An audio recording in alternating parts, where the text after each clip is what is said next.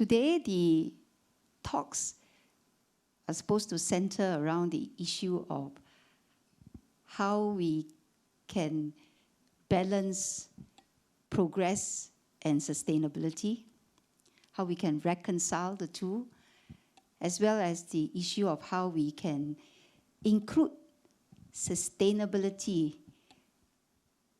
in every level of governance without shackling growth. And indeed, this is the context in which I'm going to share with you a story of a small little island city-state. In the 60s, this small island city-state was covered with mud flats. But our leaders had the audacity to think big, to dream big, to transform this place covered with mud flats into a sustainable first world metropolis. So this tiny island city-state was transformed from mud flats to a metropolis in 1 generation. And as you may have guessed, and no prizes for guessing, I'm talking about Singapore. The transformation of Singapore is no easy task, no mean feat. In fact, it is a mammoth task. In the 60s, Singapore at independence was almost entirely dependent on external sources for its basic needs: energy, food, water. And there was really an urgent need to build housing, provide jobs for the people. But even so, the leaders had actually sought to balance economic development with environmental protection and social inclusion, because it was recognized that long-term sustainable development is the only way to ensure that Singapore will thrive well into the future. And because we recognize that inherently we chose this path, there were, of course, trade-offs. But generally, it was trade-offs of short-term gains for long-term gains. For instance, in the 1970s, Singapore actually underwent rapid industrialization, but we had to make the painful decision, the difficult and painful decision of turning away pollutive industries which would otherwise have created many jobs in order to ensure that Singapore continues to have a livable environment. The 1971 Clean Air Act is really a very good example of the early action that we took in order to ensure that progress is compatible with sustainability. Some of you in the audience, more senior ones, more mature ones, like myself, if you have been living in Singapore for a long time, you might remember in the 60s and 70s, you could smell the Singapore River about a mile away. And I remembered that. You could smell the Singapore River a mile away because it was heavily polluted with sewage and rubbish. So this is a picture of the Singapore River pre-cleanup in 1977, minus the smell. It looked exactly like that. But you know, I always told myself then, and the smell is iconic. It's like a compass, because if you can smell it, it means you know you're nearing your destination. Well, in 1977, we undertook the mammoth task of a cleanup of Singapore River. So we removed away the various sources of pollution. We put in proper sewage infrastructure.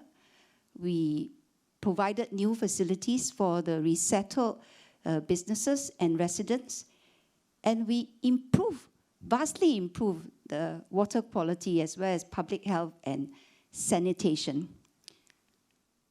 So this is what it looked like 10 years later, a decade later, after the cleanup in 1987, clean enough to swim.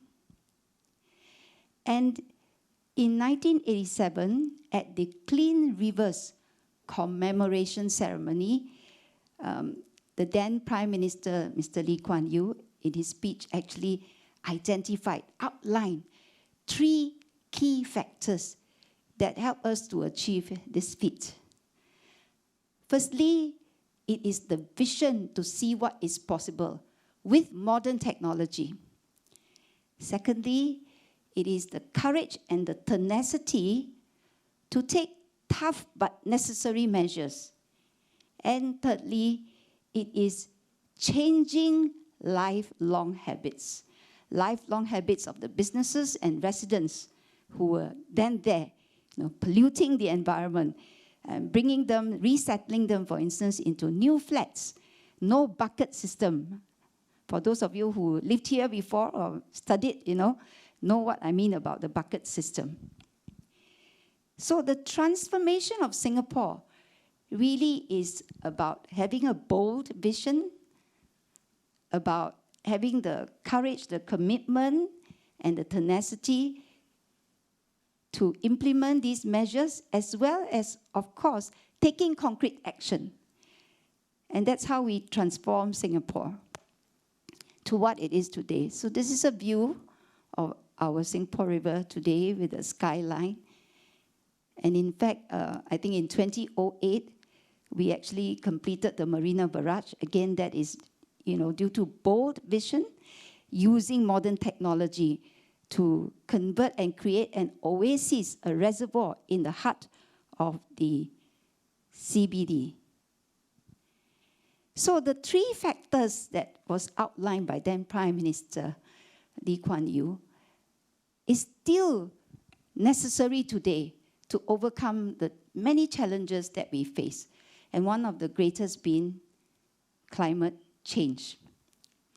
In fact, the United Nations IPCC, Intergovernmental Panel for Climate Change, have projected that we need to reduce carbon emissions by 45% by 2030 in order to avoid many of the devastating impacts of climate change on our ecosystem.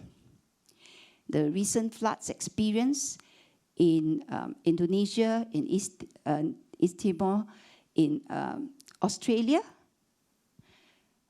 actually shows the increasing frequency of extreme weather events. And this is going to get worse with climatic changes.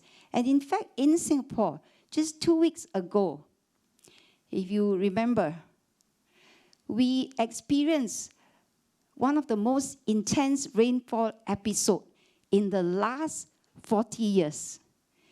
And actually some places experienced flash floods, including some places where we have actually put in quite a lot of drainage improvement works in order to mitigate or prevent the risk of floods. So, the impact of climate change is undeniably and painfully evident. And sustainable development is going to be a key imperative. Why? Because, 2020, of course, is a key turning point for the world. COVID-19, for instance, the COVID-19 pandemic has actually triggered a very sharp contraction in the global economy, the sharpest contraction, in fact, since the Great Depression. It is really a vivid reminder that we are living in a deeply interconnected world, and also that we are extremely vulnerable to the forces of nature. And it has also brought to the fore the issue of environmental sustainability. In fact, environmental sustainability is no more, a pet subject of fringe activists or arcane climate scientists. It is recognized as a global existential issue. And I'm sure many of you would have read or have heard, building back better and greener is a mantra of many, many countries in the midst of COVID-19, as well as, of course, increasing climatic catastrophes. So sustainable development is a key imperative for many, many countries as we transit to a low-carbon economy. And as I've said earlier, the ethos of sustainable development is not new to Singapore.